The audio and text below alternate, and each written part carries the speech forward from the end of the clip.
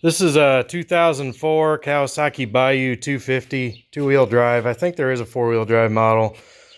But when I started up this spring, it wasn't idling high enough and was dying on me without applying throttle. So I went to hit the adjustment screw and it was missing. So I'm going to show you how to adjust the idle, which is super simple once you know where it's at. And I'm going to go over the cheap way using a carburetor rebuild kit to get the parts to replace it if yours fell out like mine did. So you access the quote-unquote driver's side here, the carburetor, and you can see the threads right there. You can see where it's missing right at the top center of this carburetor bowl.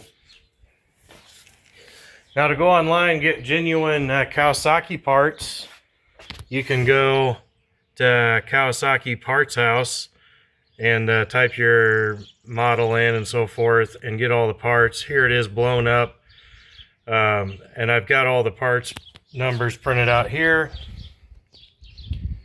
There's your screw throttle stop. My washer's missing, the O-ring's missing, and the spring is missing because it all came out.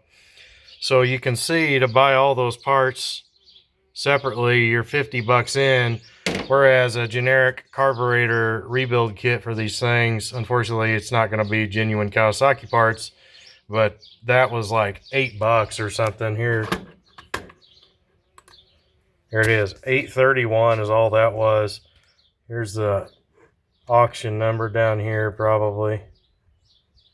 There's your eBay item number in case you need to find the same one, but when you search that stuff there, you're going to find it.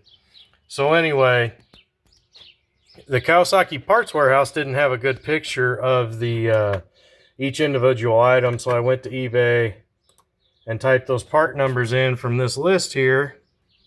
You can see item number here under each one. When you type the item number in, you get a picture.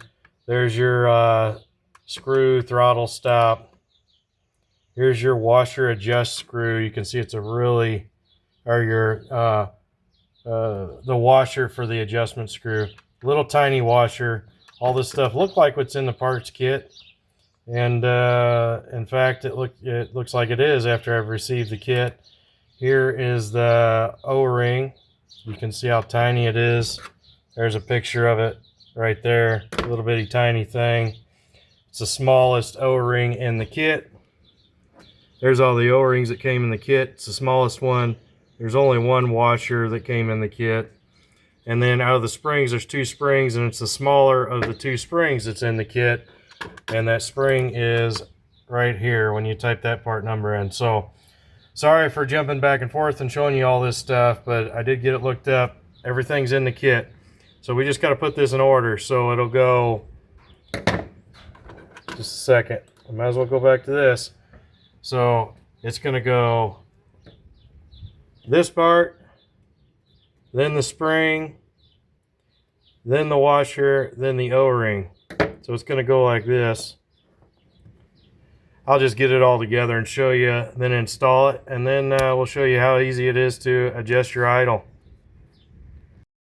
Screw first, then the spring, then the washer, which is hard to see, but that washer is in there, and then that O-ring. So now we're ready to put it in the vehicle. I'm going to use 2 hands. I'm not going to video me putting it in there because obviously it's going to be really easy to lose these parts if I'm not careful.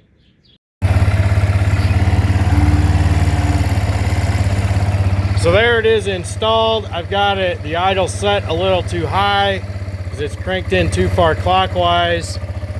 But as it warms up, we'll set the idle again and we'll back it out. I'll try and back it out here on camera so you can hear the idle drop. So we're going counterclockwise now. You can hear the idle dropping. That's just too low. We'll go clockwise with it. And there it goes back up. So there you go. It's that simple, adjusting your idle.